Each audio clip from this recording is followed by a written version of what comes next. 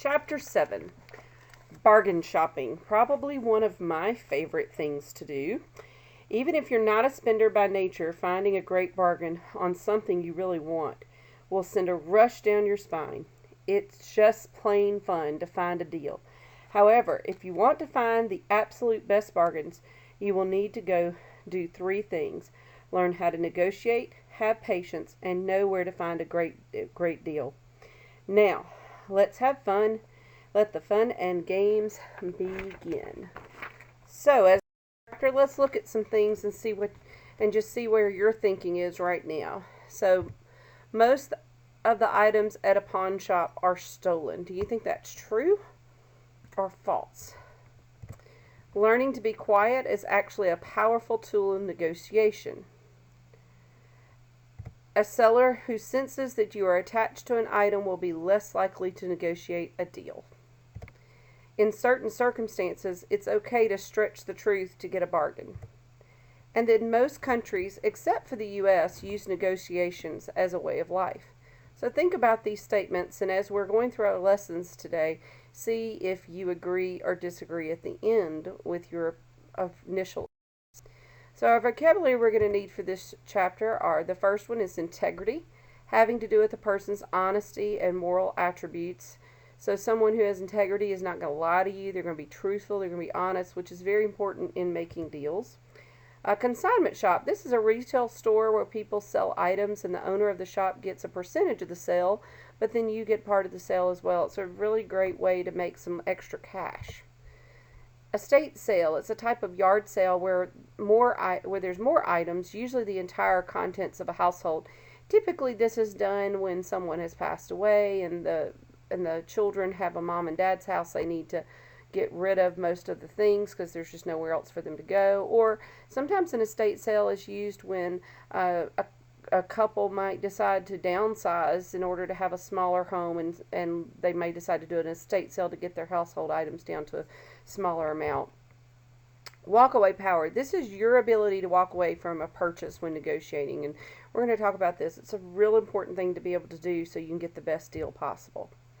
Markup. This is the difference between the wholesale price and the retail price, and it's important that you understand what this is and how you face it every day when you shop in the world that we live in. Negotiate, to bargain for a lower price. This can be a lot of fun if you're good at it. Miss Howes is not great at it. I really prefer not to negotiate. Makes me kind of nervous, but at the same time, people who are good at it get great deals. My dad always knew how to negotiate a great price on a car, and he knew how to walk away when it wasn't a great price. So I wished I'd have gotten those powers, but it didn't. So hopefully some of you will become great negotiators after this lesson. Foreclosure. This is the process by which the holder of a mortgage sells the property of a homeowner who has not made interest or any principal payments on time as stipulated in the mortgage contract. And this is a really great way to get a home pretty cheaply. You just have to be real careful that there aren't any other monetary things tied to that foreclosure that are going to come back on you.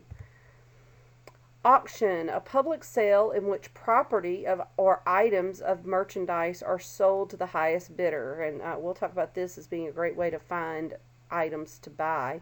And then cost-benefit analysis. This is a process that all of us do. We quantifying the cost and the benefits of a decision before buying something. And most everyone does this, whether it's on something very small or something very big. We usually do this very quickly in our minds, depending upon what the item is. So video 7.1. So this section 1 was on bargain shopping and part of a healthy financial plan. So it's great. It is proper to get a great deal, of course, if you can. Don't let anyone ever tell you that you took advantage of someone or took advantage of a situation. If there's a chance to get a good deal, as long as you have been truthful and you've not misrepresented yourself and you've given the truth, it is fine to have a great deal. Also, you have not set out to harm anyone or the other party, and that you have created a win-win deal, meaning that the person who is selling it also wins as well as you. And like I said before, this is going to be a fun lesson. It's going to be about how to buy stuff that you get to possibly bargain for. When you get a good deal and the right way, everyone wins. You get what you want, and the seller gets your money and which is about what he wants, and you get to feel good about the purchase as if you did not overspend or waste your money. Does negotiating with someone sound strange? Americans are horrible at it. You need to think globally. Practically everywhere in the world outside of the U.S. economy, negotiations is a way of life. If you've ever traveled outside the U.S., you've seen it. And in fact, in some places in the world, if you don't negotiate with someone in a market or something, they take it as an insult, and they really just don't want to do business with you. So it's a way of life everywhere in the world but the United States. The bottom line is it is okay to want a better deal. In fact, saving money should be a part of your healthy financial plan. It's not immoral to want to save more of your hard-earned money. You're not hurting the other party as long as you follow some simple basic rules of negotiation, and that's what we just talked about. Don't misrepresent yourself. Always tell the truth. Do not set out harm against the other party. So, the first key to getting huge bargains, the first key to opening the door for those huge bargains is to learn to negotiate everything. Everything is negotiable. Make it getting a bargain a way of life. Win-win deals really work, so don't be afraid to ask for the deal. If you gather information from the people you are dealing with, you both can get 100% of what you want. Then there's no harm done to either party, and it makes for a win-win scenario. So just think for just a moment, why do you think it is uncommon for people in our culture to negotiate? I mean, that's a fair question. Why don't we like to negotiate? I think a lot of people feel like we are getting something we don't deserve by negotiating, or we're trying to harm someone in it, when in fact, the bottom line is as long as both parties get what they want, it's perfectly okay to do. So moving on to section 2, this is where we're going to be talking about the 7 basic rules of negotiating. Getting a great deal doesn't happen by accident, nor does it happen just because you bother to ask. Remember, this is a negotiation, and that means it is a conversation with give and take. Here are what we call the lucky 7 rules that can help you make the most of every single negotiation. So, when negotiation always tells the absolute truth, not telling someone you know something, like if you decide not to tell them something that you know to be true, is also lying. It's also not good to go and give someone some sad story about your family or something that's not true and try to get them to give you sympathy and try to give you a good deal because of something that you're telling them that is not true as well. Also, leaving out something that you know to be true is also lying as well. So, know how to score that good deal. So the first thing we're going to do is you're going to use the power of cash. We have talked about this from the very beginning of this whole series, that cash is king. You want to have cash, and that if you have saved for things and you've saved for that item, now you want to use as little of that cash as possible to get what you want. So, but if you walk into a store fanning yourself with a handful of bills, you will get some attention and you will increase your power of negotiation because credit card companies charge stores money to use their services. So, and the only reason they're willing to do that is because we're willing to use the credit card to come in and buy stuff. But cash, they don't have to pay anything for cash. They love cash. So, here's a few reasons why cash is king. Cash is emotional. It's emotional to the person getting it. It's emotional to the person giving it away. Cash is also visual. It's a wonderful visual when you sit there and you've got 10 $100 bills for $1,000. I mean, I don't know what it is about it, but it's just very visual. And then cash is immediate. They do not have to wait for you to get credit approval for something, for some kind of 90 days same as cash thing. They do not have to hope that you're going to have that. It is immediate and you can buy it and walk away with it. Understand and use the walk away power. So if you're not prepared to walk away from a purchase, you will lose your ability to negotiate.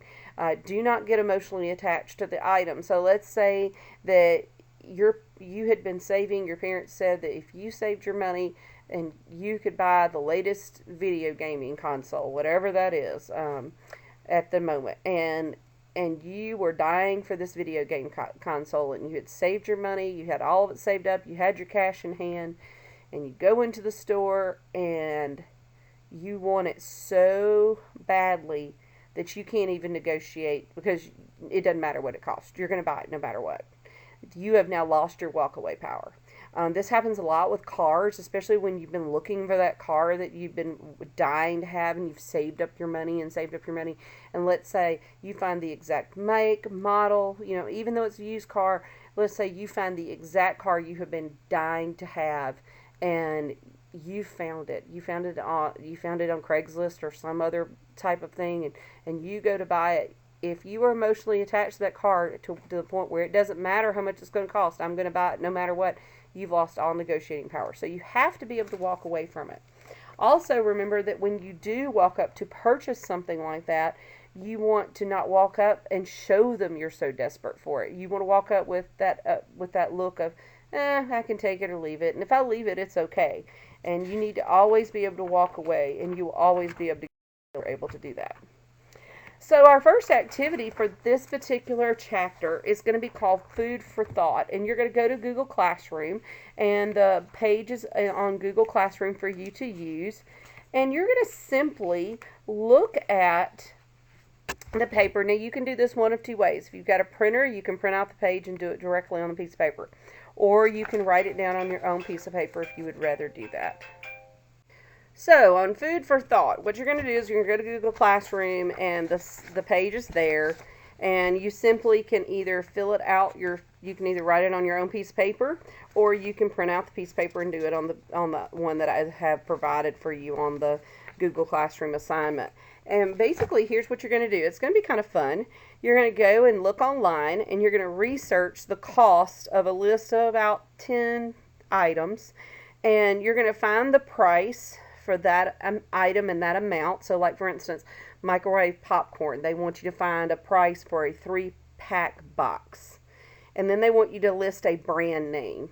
It might be Jiffy Pop or something like that, and they want you to give a price. I think I looked it up, it was like $6.98. And then I looked up the generic name, which was just the Walmart brand, and for a 3-box, I think it was like $5.50. And so you're going to write that price down, and you're going to do this for all these different items. And what I want you to do is look and see if it's worth buying the generic item over the brand price. Are you going to save really that much money? Is it a huge savings? Is it a little bit of savings? But just to see what the savings is when you buy generic versus when you buy the actual brand name. Because a lot of these brand name products and generic name products, you don't realize this, but they're actually made in the same factory. Like the generic brand ketchup is made in the Heinz factory. But if you buy the Heinz brand with the Heinz label on it, you pay an extra $1 for the bottle of ketchup. So there you go. That's what the activity is. So have fun with that. Enjoy just looking that up. I think you'll have a good time with it and just seeing, we're going to learn to be really good bargain shoppers here. So moving on. So negotiating with integrity, and we're still on these 7 rules. And so the next one of our 7 rules is shut up. I know your mama said not to say that, but it just to help you to remember, don't talk too much. If you're trying to buy something, it's not your job to come up with a good price. Make the seller work for your business. Make that seller talk. Make them do that. Oftentimes, if you'll just be quiet, they'll sit there and keep lowering the price. They may give you information about the product you're trying to purchase that you didn't even know. They may give you information that you didn't know was coming about. They may even tell you when there's going to be a better sale for that item. I've had that happen to me personally on more than one occasion. So just don't talk too much. Don't tell them too much. Don't give them too much information, because the more information you give them, the more information you're giving them to negotiate with. The less information they have, the more you have to negotiate with. So just remember that. Just be quiet and don't talk too much while you're negotiating. Then, that's not good enough. That is a great phrase to use. When a person's trying to sell you something and you don't like the price, just look at them in the eye and say, that's not good enough, and be quiet and be silent. And at that point, it's really up to them to make that good deal, to make that person happen. And just look at them and say, that's not good enough. There's a story about a general who, during World War II, I think it was General Patton, that everybody that came into him and would hand him a report, he'd go, that's not good enough. And they'd go back and work on it some more. And he'd go, that's not good enough. And so finally they came in after like the 3rd or 4th time, and he said, that's not good enough. And he's like, what else do you want? We have researched everything. We don't know of anything. Okay, well, now you've shown me, you've given me your best, so I'll read it now. And so just look at him simply and say, that's not good enough, and see what happens. Another technique, and this is something you need to realize that can be used on you as well as you use on other people, but it's called the good guy, bad guy technique. It's a negotiating tool that you should be aware of. When negotiating with a salesperson, do not fall for this. Neutralize the situation by going around that salesperson and communicate directly with the supervisor who has the authority to negotiate the deal. So, for instance, this happens a lot at car lots. They'll say, well, I can't negotiate that deal, but let me go talk to my manager and I'll see what he can tell me. And so if you have to, look at that guy and say, well, if you don't have the authority to negotiate with me, I'll just make an appointment with your manager and come back and I'll see if he can sell me a car, because obviously you can't because you're having to go and communicate. So if there's some way you can work around that person, that would be great. Part of the reason that this is such just a kind of an evil tool that they like to use is there is no manager. A lot of times it's their friend in the next cubicle, and there's actually no manager that they're going to. So call their bluff and make them bring the supervisor to you to talk to. I've seen this work many occasions when my dad was buying a car. He would oftentimes ask to speak to the manager. It was amazing how quickly things got taken care of when we actually did finally get to talk to a manager. But it took some patience, and that's another thing we're going to talk about a little bit later, is having patience in all of this. Next, use the if I takeaway technique. You can use this near the end of a deal after you've pretty much figured out the lowest price possible. The point is to agree on at a price, but then throw in something else. So like if you're doing a car, you might say, well, if I buy this car for $5,000, you're going to put new tires on the car before I drive out of here. Or if I take away, if I go and buy this brand new car for $16,000, you're going to include the latest radio station, just a radio setup or something like that. So here's another example. Okay, if I take this car for that price, you've got to throw in new wipers and floor mats. So just remember that. If I do this, then you're going to do that. And you always try to get the absolute most for your money. 57 rules can get you incredible deals on stuff you buy every day, but they only work if you actually use them. So let's have some fun and enjoy the process. If you're patient and willing to negotiate and educated about what items are on sale during certain seasons, you'll be saving big before you know it. And what they mean by that is like always refrigerators and washers and dryers and those kinds of things are always on sale in January. Last year's models on cars begin going, like for instance, 2020 cars, brand new 2020 cars will go on great, huge, drastic sales about October or November. I mean, huge price cuts from what they are right now, because they're wanting to get those cars off the lots before the 2021s come in. And so that's always a great trick to do, is go buy that if you really have to have that new car and you've saved up your money for it, to do that. So let's just have a little bit of fun here. So we're going to do the 7 basics of negotiating game. For each of the following statements, I want you to think in your mind what you would say or what you would need to be aware of for each type of situation. So the first response to a price that the seller names. So what would you think? You'd need to say, that's not good enough. Try again. What is being used against you when a car salesman says, let me check with my supervisor? So what technique is being used against you? That'd be that good guy, bad guy sales technique where they're going to go ask somebody else, and there may not even be anybody. They may just be going to the coffee room and getting them a cup of coffee. Your strategy when you say, throw in free delivery and it's a deal. That's the if I take away technique. That's one that you need to use on your side. Maintaining an emotional distance is what kind of power you have. And this is that walkaway power. Once you become emotionally invested in that product, you are going to have lost that walkaway power. You need to make sure you have the walkaway power. A powerful and visual emotional tactic while negotiating. So what is that called? It's called use of cash. Love having me some cash. When you inject a bit of drama into the transaction with your silence. That's shut up and be quiet. Silence. Using integrity at all times. Always tell the truth. No matter how hard it is, always tell the truth. I've even sold cars to people that the last car I sold was our van. It was over 10 years old. We knew it was going to need the radiator replaced. And I looked at the guy and I said, I am sure the radiator is probably going to have to be replaced in the next 6 months because we just know we've been having a little bit of issues with it. That's why we're wanting to get rid of it. And he still paid me $2,500 for my van that was over 10 years old, which is at the time was the Kelley Blue Book value. So I got full value for what it was worth at the time. Didn't make any money off of it, but I definitely got all my use out of it that I could. And I would still use my integrity, and I was honest with the man. In that particular case, that gentleman was a mechanic, so he was like, no problem, I'll fix it. But anyway, so you always, though, tell the truth, because if you don't, you'll get caught, and then it's a bigger mess. Your strategy when you say, if I buy this computer from you, I want the printer thrown into the deal. That goes back to that if I takeaway too. Demonstrated by saying, I don't really need this item today anyway. That's your walkaway power. Used too close to the deal right then and there. Cash. Used to close that deal. So now we're going to move on, and this is going to be about the second key to getting those huge bargains. So the second key to opening the door to huge bargains is having patience. Without patience, none of this is going to work. Our collective consumer lack of patience always makes headlines whenever a hot new tech gadget comes out, doesn't it? Those who buy the moment something new hits the market will always pay the highest price.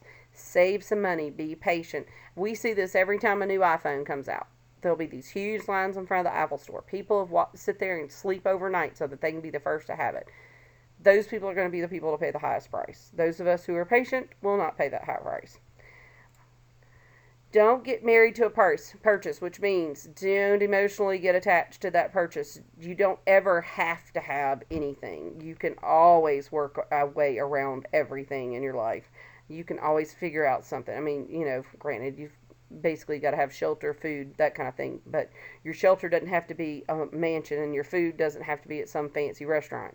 So just remember that. So think about those $50 concert t-shirts you buy when you go to the concert, and you're like, why did I spend that kind of money for a t-shirt? I spent $50 just because I was at the concert. The third key is getting to know huge bargains. The third key to opening the door to the huge bargains is knowing where to find the deals. Finding great bargains is like a treasure hunt, and I love it. It's so much fun. The more you sniff out bargains, the better you will be at it, and it is so much fun to find the bargain. My favorite thing is when someone looks at me and says, oh, I love your outfit, and I can say, oh, I paid blah, blah, blah for it because it was on this great sale. One of my best places to find a sale at right now is Vera Bradley. I will never pay full price for Vera Bradley because I think Vera Bradley is way, way, way, way overpriced. But I will pay a good sale. So like over at the outlet store, they've been having 70% off for months now. And so I've gone over there and bought things that were $150 for like $30. And so, I can pay $30 for it. I'm going to pay $30 for a purse no matter what, but I'm not going to pay $150. So anyway, so I love to find a good deal. I hope you're in there with me on the finding the good deal. It's always more fun. So computing discounts. This is going to be your next assignment. It's really simple. You've got a page on Google Classroom under computing discounts. You can either print that page out, or you can simply go through and copy it down on your own paper. It does not matter to me which way you do it. And for computing discounts, I've given you a chart, and you're simply going to compute the amount.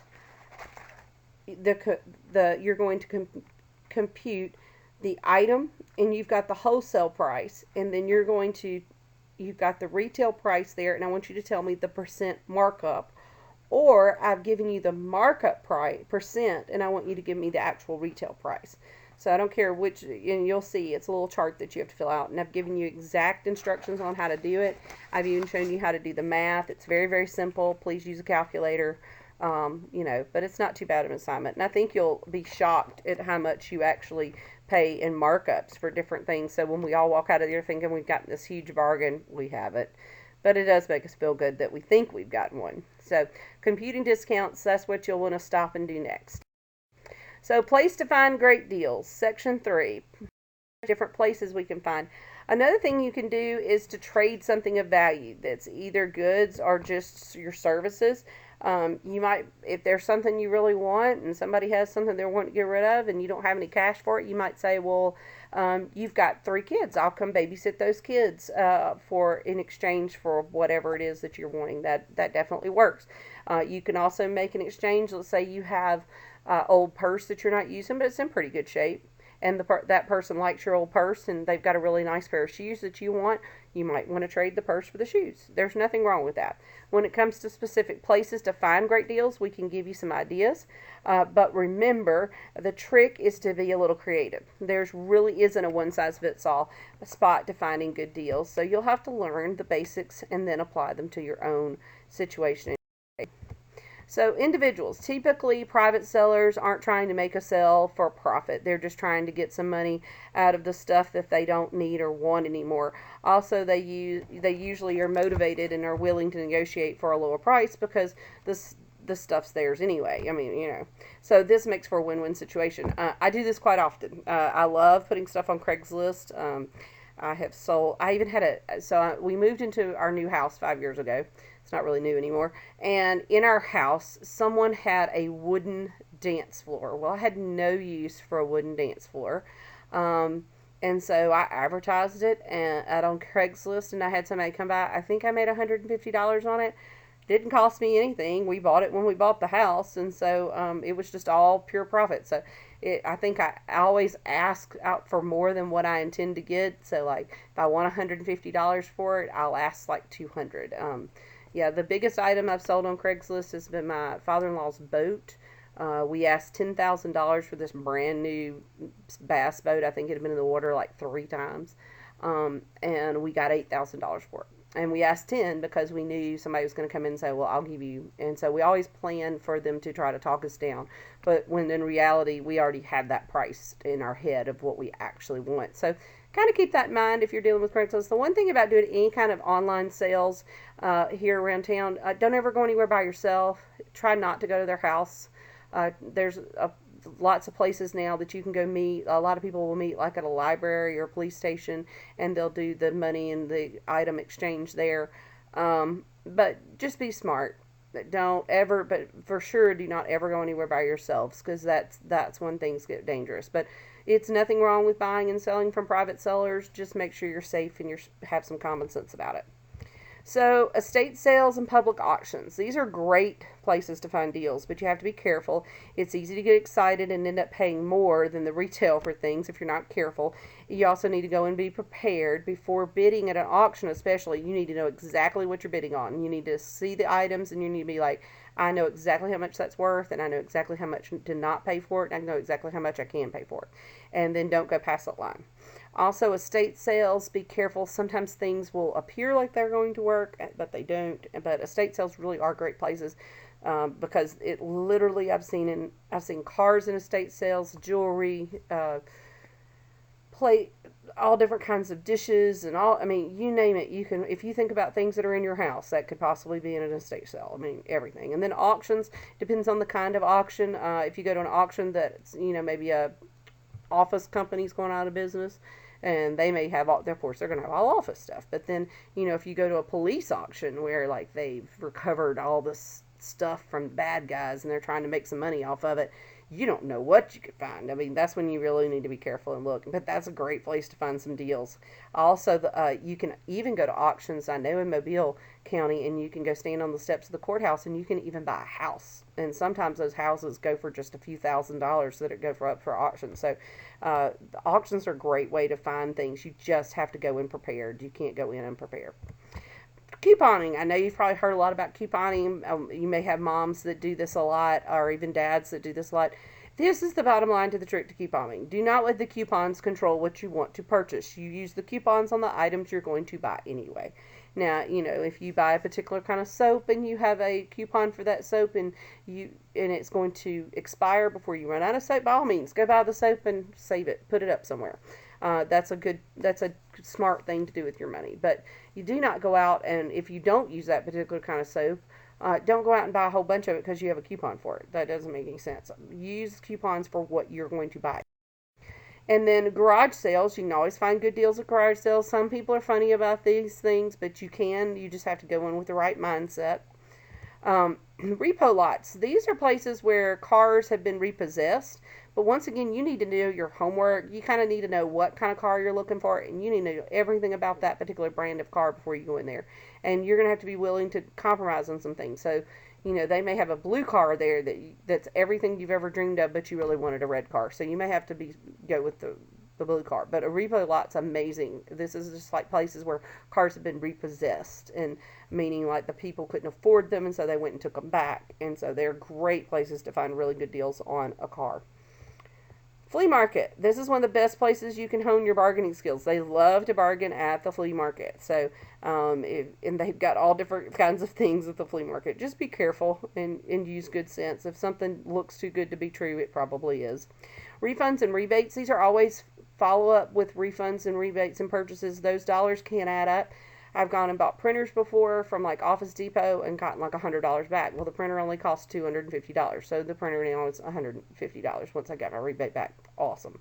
Just make sure when you're dealing with the refunds and rebates that it is not a gift card back to Office Depot, because then you're really not getting any money. Now, granted, if you know you're going to have to buy ink for the printer and all that, I guess you can say, well, they're throwing in the ink too, but it's better if it's just a check or it's a gift card for cash.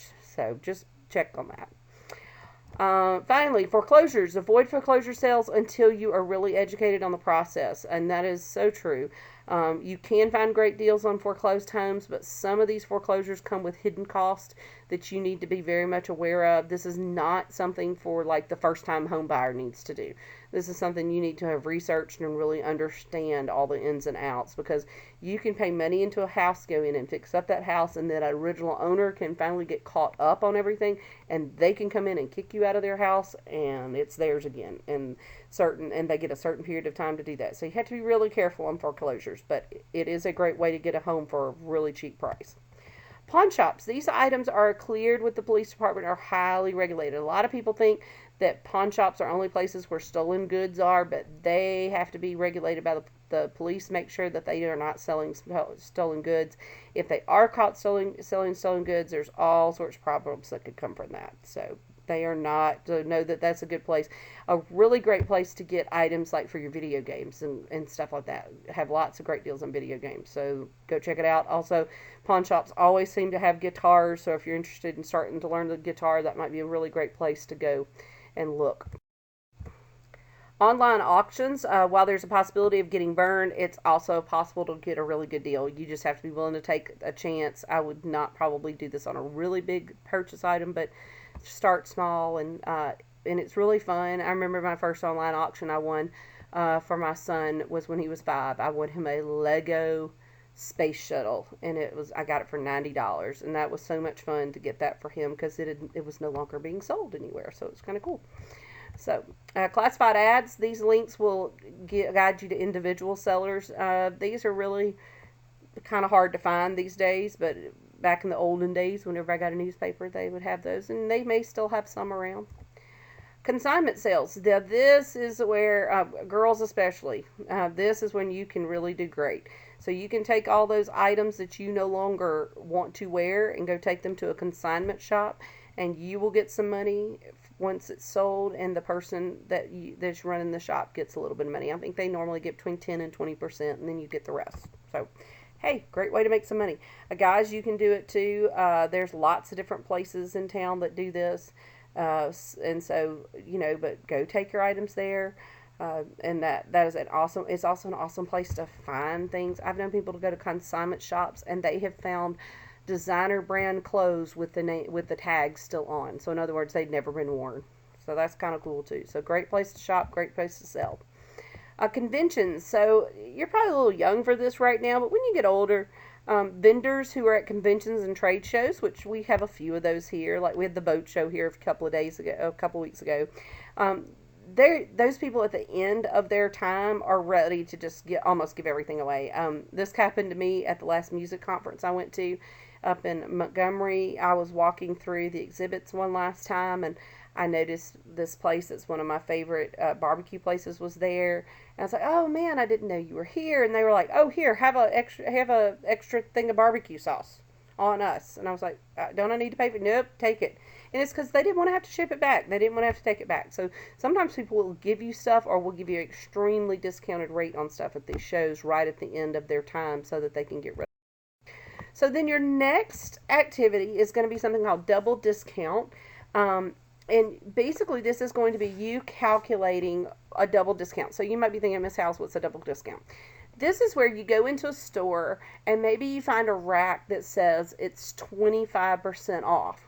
But then it also says everything in the store is an extra 30% off. So you're going to have to first calculate the first discount. So you'll have to multiply the percent times the original price and come up with your discount, and then find the adjusted price.